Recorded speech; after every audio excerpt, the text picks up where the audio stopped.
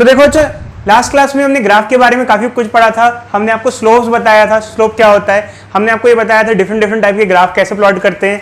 हमने आपको equation of straight line बताया था। तो मैंने आपको काफी कुछ ग्राफ के बारे में बेसिक इंट्रोडक्शन नॉलेज दे दी थी। आज हम क्या पढ़ने वाले हैं बच्चों, मैं आपको बता देता हूँ।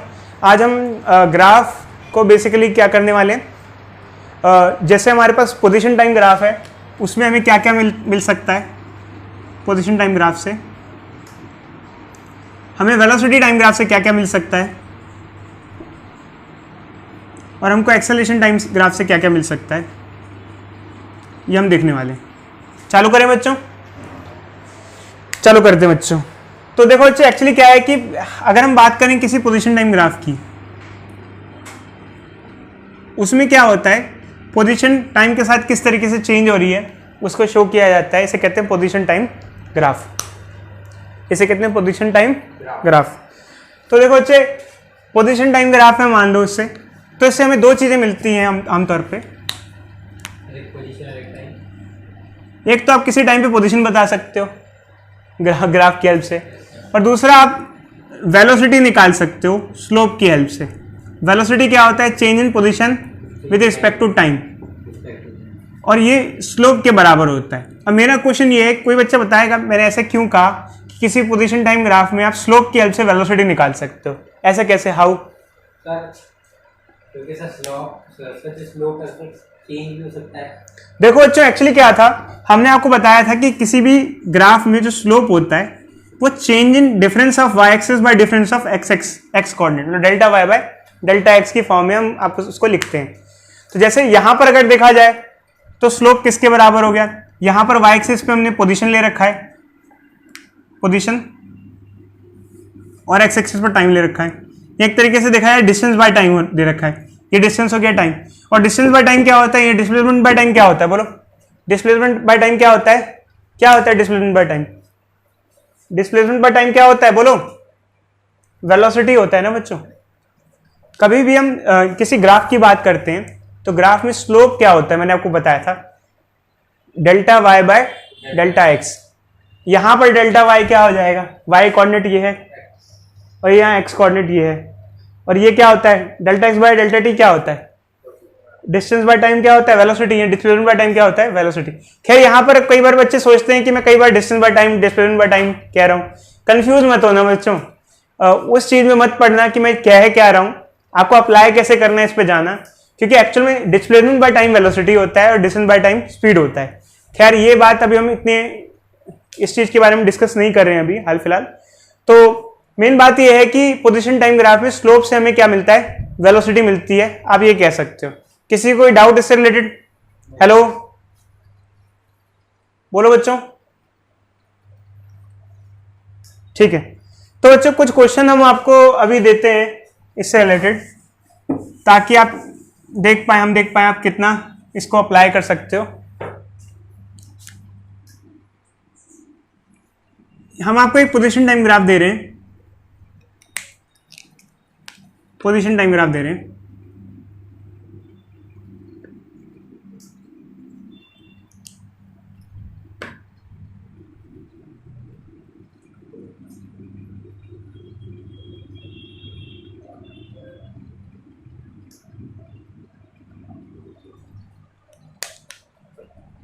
ठीक है,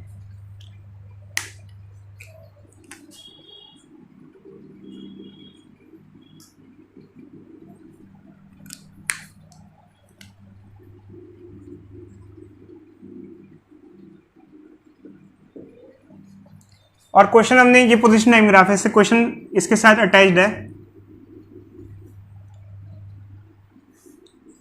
फाइंड डिस्टेंस टाइम ग्राफ, या ड्रॉ इसका आप डिस्टेंस टाइम ग्राफ ड्रॉ करो, डिस्प्लेसमेंट टाइम ग्राफ ड्रॉ करो। ये दो ग्राफ ड्रॉ करो, ये फर्स्ट पार्ट। सेकंड पार्ट ये है, आप इसकी वेलोसिटी बताओ 4 second to 6 second and draw velocity time graph.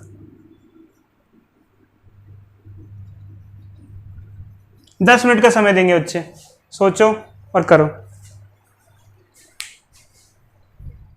बच्चों मैंने आप लोगों को सफिशिएंट टाइम दिया, अब मैं आपको सिखाता हूँ कैसे निकालना है, क्या करना है इसमें। जैसे कि बच्चों हमारे पास ये क्वेश्चन दिया हुआ है, इसमें हमें पोजीशन टाइम ग्राफ दिया हुआ है और हमसे डिस्टेंस टाइम ग्राफ और डिस्प्लेसमेंट टाइम ग्राफ पूछा हुआ है। पहले तो ये ग्राफ है क्या, इसको अंडरस्टैंड करना है। तो मैं कहूँगा किसी बच्चे से मुझे बताओ भाई ये क्या है, इंसान जैसे मोशन है किसी बॉडी का, तो हो क्या रहा है इस मोशन में, एक स्टेप बाय स्टेप समझा सकते हो? कोई बच्चा मुझे डिस्क्राइब कर सकता है क्या हो रहा है इसके अंदर, बताओ बोल।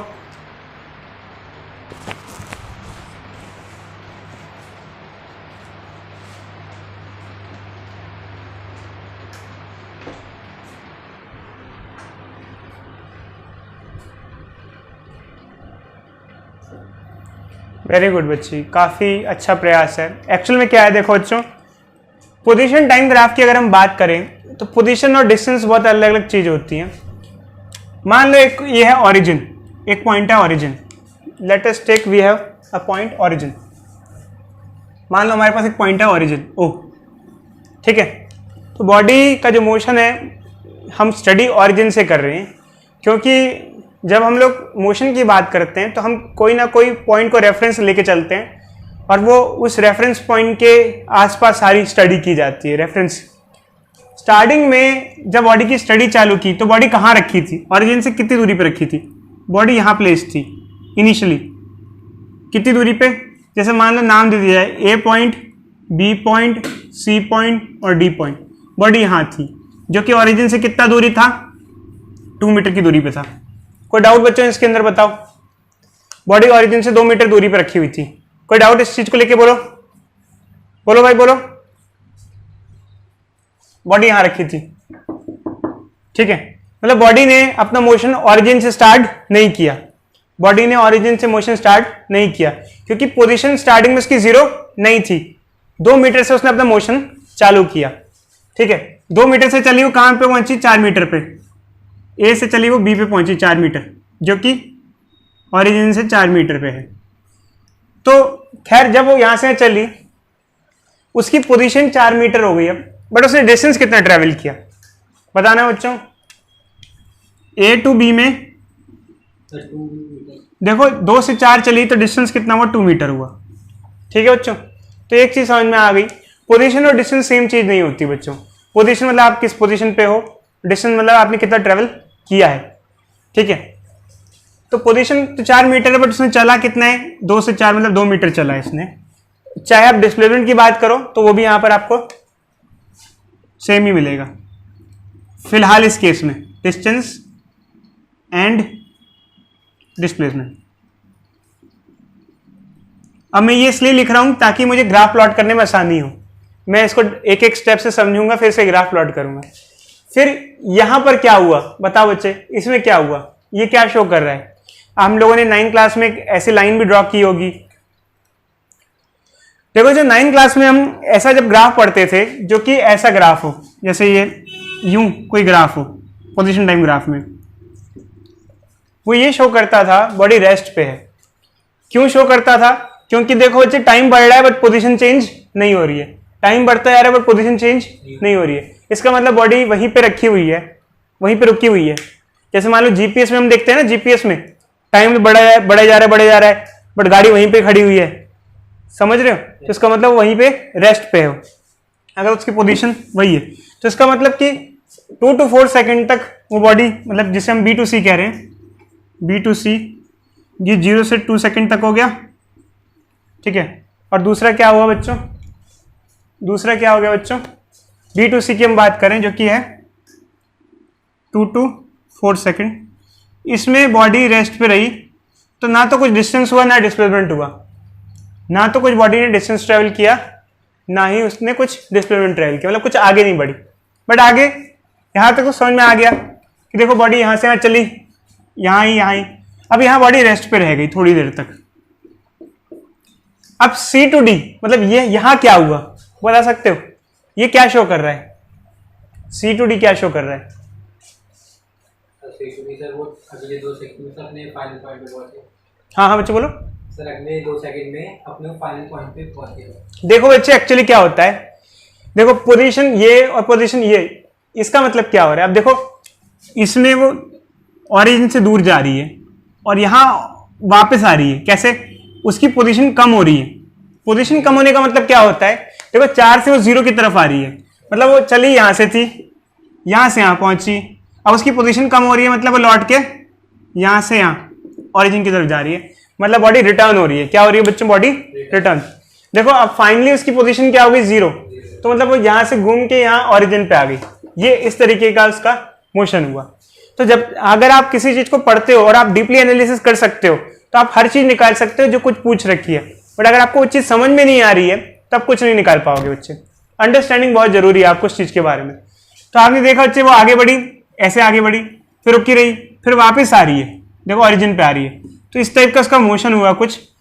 वापस जब लौटी तो डिस्टेंस कितना हुआ ये बताओ बच्चे, जब वापस लौटी C2D में डिस्टेंस कितना हुआ, देखो 4 से 6 सेकेंड, मतलब C2D में 4 मीटर डिस्टेंस हुआ। और डिस्प्लेसमेंट कितना हुआ C2D में, बताओ बच्चे ऐसा क्यों, C2D में डिस्प्लेसमेंट -4 क्यों हुआ। सर जब नीचे को आता स्लोप था तो नेगेटिव में आए थे। देखो अच्छा एक्चुअली क्या है कि जब हम लोग डिस्प्लेसमेंट की बात करते हैं, वेक्टर क्वांटिटी होता है, उसमें अगर एक साइड को हम पॉजिटिव लेते हैं तो दूसरी साइड को हम क्या लेते हैं, नेगेटिव लेते हैं। मतलब अगर आगे जा रहा है तो पॉजिटिव और पीछे आ रहा है तो नेगेटिव। तो -4 मीटर डिस्प्लेसमेंट, कुछ हिसाब से हमने स्टेप बाय स्टेप स्टडी किया। तो हमने स्टेप बाय स्टेप स्टडी कर लिया, अब हम ग्राफ प्लॉट कर सकते हैं। तो चलो बच्चों ग्राफ प्लॉट करो, देखते हैं कैसा ग्राफ आया सबका। 1-2 मिनट का टाइम देते हैं। देखो बच्चों कैसे हम ड्रॉ करेंगे डिस्टेंस टाइम ग्राफ और डिस्प्लेसमेंट टाइम ग्राफ। ये डिस्टेंस टाइम ग्राफ है,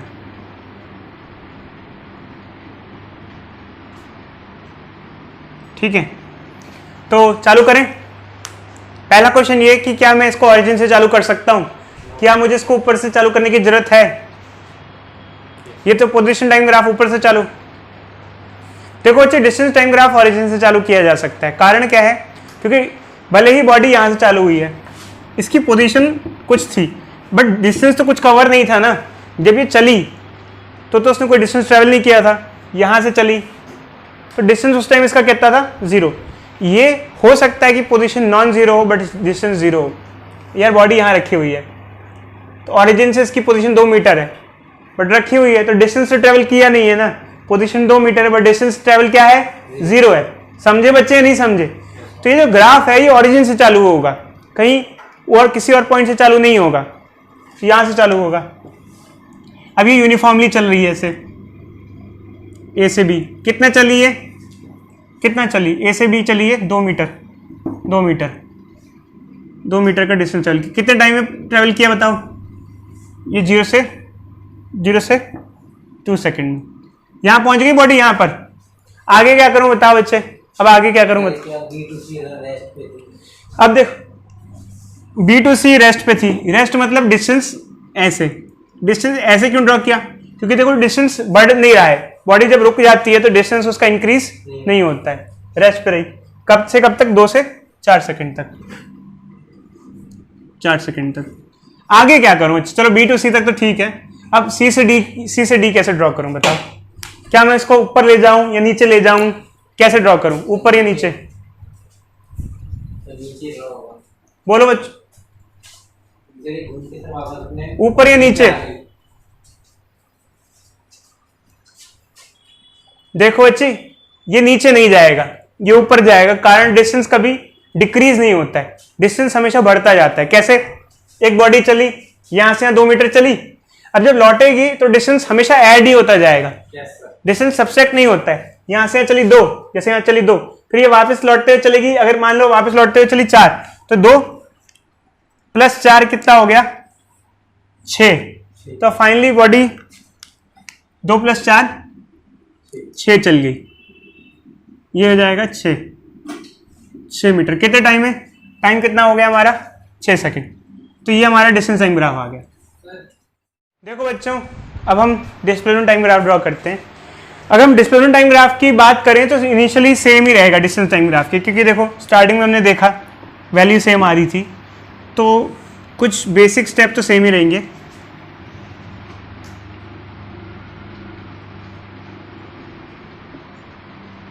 देखो ये सेम रहेगा, 2 सेकंड में 2 मीटर ट्रेवल किया है। ये भी सेम रहेगा रेस्ट वाले पे।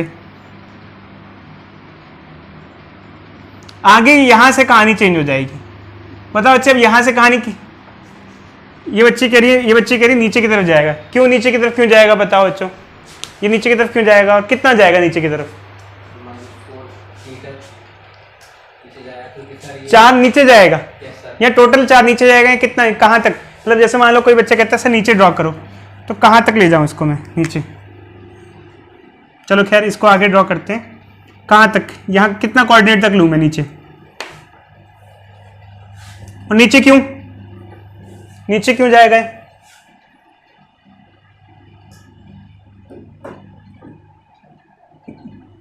सर जो बॉडी थी सर वो ओरिजिन के लिए वापस आए। देखो अच्छे, यहाँ बच्चे ने बोला कि सर -2 जाएगा। -2 कैसे? उसने ये कहा होगा कि सर पहले +4 +2 था, डिस्प्लेसमेंट +2 था, फिर -4 हुआ, तो 2 और -4 क्या आ गया? 2 मीटर पहले था ना, ये देखो 2 मीटर, फिर -4 डिस्प्लेसमेंट, टोटल कितना आ गया? -2 मीटर। मतलब यहाँ तक जाएगा -2 तक, ऐसे। सही है बच्चों? कैसे है इधर देख लो एक बार आप, अंडरस्टैंडिंग दिमाग में होनी चाहिए। कैसे है देखो एक बार, इधर देखो बच्चों बोर्ड पे। देखो बच्चे, जब हम डिस्प्लेसमेंट की बात करते हैं तो डिस्प्लेसमेंट क्या होता है? इनिशियल और फाइनल पॉइंट के बीच का सेपरेशन। इनिशियल पॉइंट क्या था? एक पॉइंट बॉडी का इनिशियल था, और फाइनली बॉडी कहाँ पे आई? यहां से घूम कर कहाँ आ गई? यहाँ आ गई, ये फाइनल आ गई। तो इनिशियल और फाइनल के बीच का सेपरेशन कितना है? बोलो बच्चों बोलो। 2 +2 या -2? देखो अच्छा, हम अगर रेफरेंस की बात करें तो मान लो मैं राइट साइड पॉजिटिव ले लेता हूं और लेफ्ट साइड नेगेटिव ले लेता हूं, तो बॉडी इनिशियल से लेफ्ट साइड में है, मतलब लेफ्ट साइड में। तो बॉडी की ओवरऑल डिस्प्लेसमेंट कितनी हुई? -2 मीटर हुई, क्योंकि वो यहां से चल के यहां आया, तो यहां से आया, ये ओवरऑल डिस्प्लेसमेंट हुई। ओवरऑल डिस्प्लेसमेंट क्या होती है? इनिशियल और फाइनल के बीच का सेपरेशन। तो इनिशियल और फाइनल के बीच का सेपरेशन है 2 लेफ्ट साइड, मतलब माइनस। देखो बच्चों बोर्ड पे मैं वीटी ग्राफ ड्रॉ करके दिखाता हूँ आप लोगों को कैसे ड्रॉ करना है।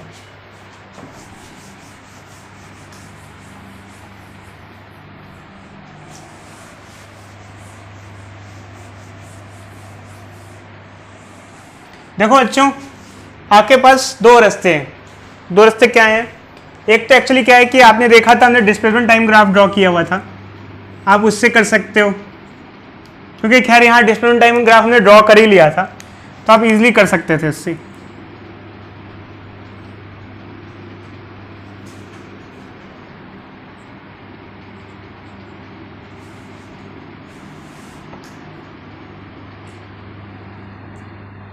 दूसरा तरीका क्या है? स्लोप का तरीका है। एक एक करके दोनों टॉपिक डिस्कस करते हैं। स्लोप का तरीका मेरे हिसाब से ज़्यादा बेटर होता है, ज़्यादा सूटेबल होता है। तो अच्छा, स्लोप का तरीका क्या है एक बार देखो। देखो अच्छे, मैंने आपको बताया था कि जैसे हमको ए टू बी में वेलोसिटी बतानी है, स्लोप लेना पड़ेगा। स्लोप इस ग्राफ का वेलोसिटी देता है। स्लोप क्या होता है बच्चों? मैंने आपको बताया था, difference of y coordinate bye difference of x coordinate, इसे कहते हैं स्लोप ऑफ ग्राफ। अब जैसे मान लो बच्चों, ये एक कोऑर्डिनेट हो गया और ये कोऑर्डिनेट हो गया, क्योंकि ए टू बी की बात करें तो एक ही हो गया, एक ही हो गया। तो ए के कोऑर्डिनेट्स क्या है बताओ, जल्दी बोलो बच्चों। ए पॉइंट के कोऑर्डिनेट्स क्या है? कोऑर्डिनेट्स इसके ए के कोऑर्डिनेट्स हो गए 0,2। कई बच्चे 2,0 लिख देते हैं। 2,0 नहीं, x 0 है और y 2 है। देखो बच्चे बहुत ध्यान से लिखना, कोऑर्डिनेट गलत लिख दिए तो आंसर गलत हो जाता है। बी पॉइंट के कोऑर्डिनेट क्या हुए बताओ, इसके कोऑर्डिनेट्स क्या हुए? 2,4। कैसे? x में कितना है? देखो बच्चे, कोऑर्डिनेट्स कैसे लिखते हैं? कोऑर्डिनेट्स कैसे लिखते हैं, x कॉमा वाई। ये जो है x में कितना है 2 है और y में कितना है 4 है, 2 और 4, ठीक है। तो हमारे पास ये दो कोऑर्डिनेट्स आ गए, तो लगा देते हैं बच्चों y2 minus y1 bye x2 minus x1, ये वेलोसिटी देगा। तो नाम दे देते हैं बच्चों इसको, ये हुआ x1, ये हुआ y1, ये हुआ x2, ये हुआ y2। माइनस कर दो इसको, 4 माइनस 2, 2 माइनस 0, क्या आ जाएगा 2/2, 1 मीटर पर सेकेंड। कोई डाउट? देखो बच्चे डाउट होगा अगर आपने स्लोप ढंग से पढ़ा नहीं होगा, क्योंकि देखो बच्चे जो बच्चे पढ़ाई नहीं करते हैं घर पे, उनको डाउट ही डाउट रहेगा और उनको पूरी फिजिक्स ही डाउटफुल रहेगी। चलो बच्चे नेक्स्ट पे बढ़ते हैं आगे। ये तो A to B की बात हुई, अब हम बात करते हैं B to C की, ठीक है। B to C, B point के कोऑर्डिनेट्स ये हो गए, B के तो कोऑर्डिनेट्स यही हो गए बच्चे लिखे हुए। अब C के कोऑर्डिनेट्स क्या होंगे बताओ, इसके कोऑर्डिनेट्स क्या होंगे, बोलो जल्दी बोलो बच्चे, C पॉइंट के कोऑर्डिनेट्स क्या होंगे? X में भी 4 है और Y में भी 4 है, 4,4। आपको फास्ट होना पड़ेगा बच्चों, ध्यान रखना है, एग्जामिनेशन के लिए आपको फास्ट होना पड़ेगा। तो ये हो गया, नाम दे दो इसको। अब देखो ये 1 हो गया, ये 2 हो गया, B वाले को 1 लेंगे और C वाले को 2 लेंगे, क्योंकि जो बाद वाला होता है उसको 2 लेते हैं और पहले वाले को 1 लेते हैं। कोई डाउट बोलो बच्चों इस चीज़ में? चलो आगे बढ़ते हैं। तो y2 माइनस y1 करेंगे, y2 माइनस मतलब 4 माइनस 4 और 4 माइनस 2, 0 मीटर पर सेकेंड। कोई डाउट बच्चों किसी चीज इस चीज में किसी बच्चे को? ठीक है, नेक्स्ट हम आते हैं अपने last A to B, B to C और लास्ट हमारा क्या हुआ C to D। अब बच्चे C to D के सबसे पहले C और D के, C का 4,4 है, यहाँ से लिख लिया। D के कोऑर्डिनेट्स क्या होंगे बच्चे बताओ, ये D पॉइंट है, इसके कोऑर्डिनेट्स क्या होंगे? 6,4 नहीं बच्चे देखो, ये x एक्सिस पे है, ये जो पॉइंट है ये x एक्सिस पे है, क्या कोऑर्डिनेट्स होंगे इसके? देखो बच्चे x में तो 6 हो गया, क्योंकि x में 6 हो गया और y में 0 है ये, क्योंकि x एक्सिस पे कोऑर्डिनेट, जो कोऑर्डिनेट x पे होता है उसका y कोऑर्डिनेट 0 होता है बच्चे, जो x एक्सिस पे पॉइंट होता है उसका y कोऑर्डिनेट कितना होता है 0। 6,4 थोड़ी हुआ बच्चे, ये पॉइंट है, ये y कोऑर्डिनेट नहीं है इसका कुछ भी, x कोऑर्डिनेट 6 है। यार एक्चुअली क्या है, एक चीज ध्यान रखो बच्चे, ये सब चीजें तो आप लोग बहुत पहले से ही पढ़ते हुए आ रहे हो, तो इन चीजों में गलती का चांस मत रखा करो, ठीक है। ऐसे गलतियां करोगे तो दिक्कत हो जाएगी, ठीक है। तो करते हैं बच्चे, v निकालते हैं, y2 माइनस y1, y2 कितना है 0 और y1 कितना है 4, x2 minus x1 6 minus 4, -4/2 -2 metre per second. अब ग्राफ ड्रॉ करो बच्चों, देखते हैं कैसे करते हो। इसकी ग्राफ की बात करें, वीटी ग्राफ की बात करें, तो जैसे कि हमने वेलोसिटीज निकाल ली है। देखो बच्चे, ये वेलोसिटी की वैल्यू फिक्स्ड वैल्यू है, जैसे मान लो यहाँ से यहाँ तक आप देख सकते हो, ये कांस्टेंट वेलोसिटी का ग्राफ है, ये जीरो वेलोसिटी का ग्राफ है और ये कांस्टेंट वेलोसिटी का ग्राफ है।